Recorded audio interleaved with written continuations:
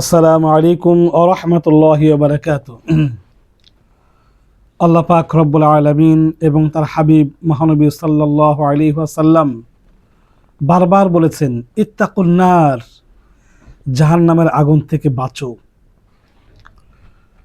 জাহান্নামের আগুন সম্পর্কে আজকে আমরা কোরআন হাদিসের আলোকে কিছু শুনব।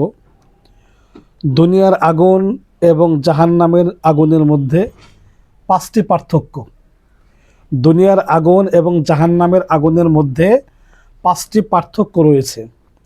1 নম্বর পার্থক্য, জাহান্নামের আগুন অপেক্ষা দুনিয়ার আগুন অপেক্ষা জাহান্নামের আগুন 70 গুণ তেজ বেশি। দুনিয়ার আগুনের চাইতে জাহান্নামের আগুন 70 গুণ তেজ বেশি। যেমন হাদিসে রয়েছে, ক্বালা নবী সাল্লাল্লাহু আলাইহি ওয়াসাল্লাম, নারুকুম জুজউম মিন 70 জুজউম মিন নারি জাহান্নাম। দুনিয়ার আগুন জাহান্নামের আগুনের 70 ভাগের 1 ভাগ মাত্র।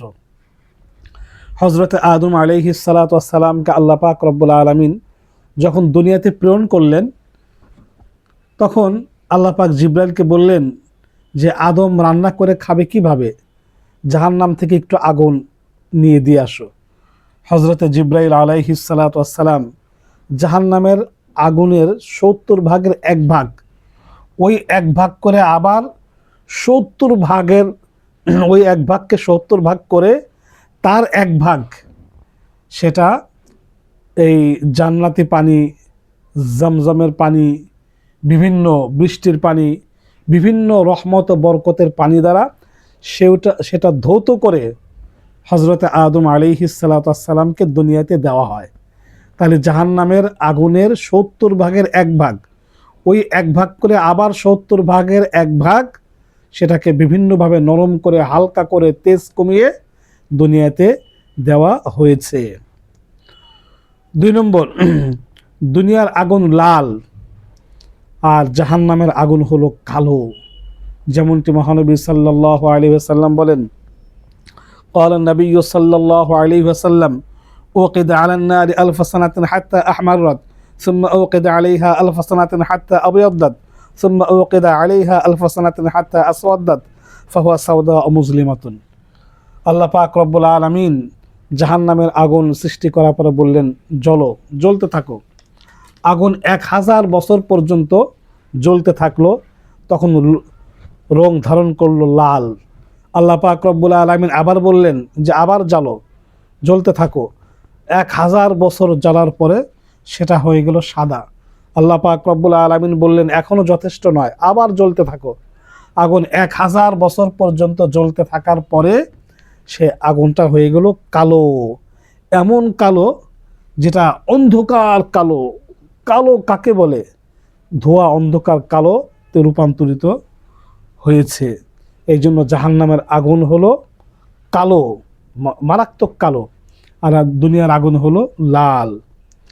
4 নাম্বার, জাহান্নামের আগুন হৃদয় পর্যন্ত গ্রাস করবে। আগুন ভিতরে একদম কলিজা পর্যন্ত চলে যাবে, কিন্তু দুনিয়ার আগুন তা করতে পারে না।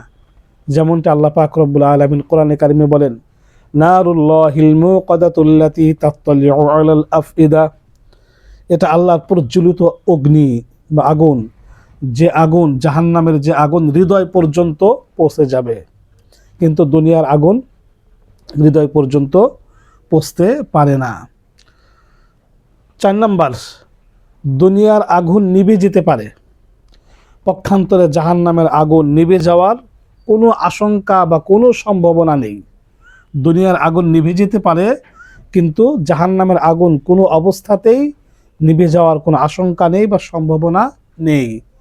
5 নাম্বার, দুনিয়ার আগুন মানুষ নিভাতে ও নিয়ন্ত্রণ করতে পারে। দুনিয়ার আগুন মানুষ জ্বালাতে পারে, নিভাইতে পারে। একটা দেশলাই দিয়ে বা ম্যাচের কাঠি দিয়ে জ্বালিয়ে দিল, পুড়িয়ে দিল, নিভাতে পারে, জ্বালাতে পারে, নিয়ন্ত্রণ করতে পারে। কিন্তু জাহান্নামের আগুন একমাত্র আল্লাহ পাক রব্বুল আলামিন নিয়ন্ত্রণ করেন।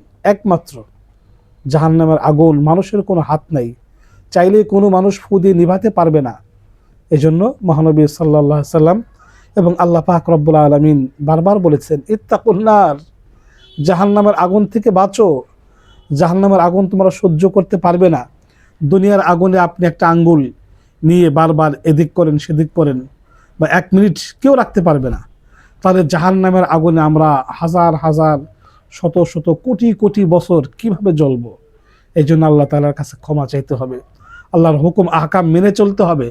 আয় আল্লাহ, তুমি জাহান্নামের আগুনে আমাদেরকে পোড়াইও না, দুনিয়াতে তুমি আমাদের জ্বালিয়ে নাও, পুড়িয়ে নাও, কষ্ট দিয়ে নাও, তবু জাহান্নামের আগুন থেকে আমাদেরকে হেফাজত করো, হেফাজতে রেখো। এভাবে দোয়া করতে হবে। আমিন।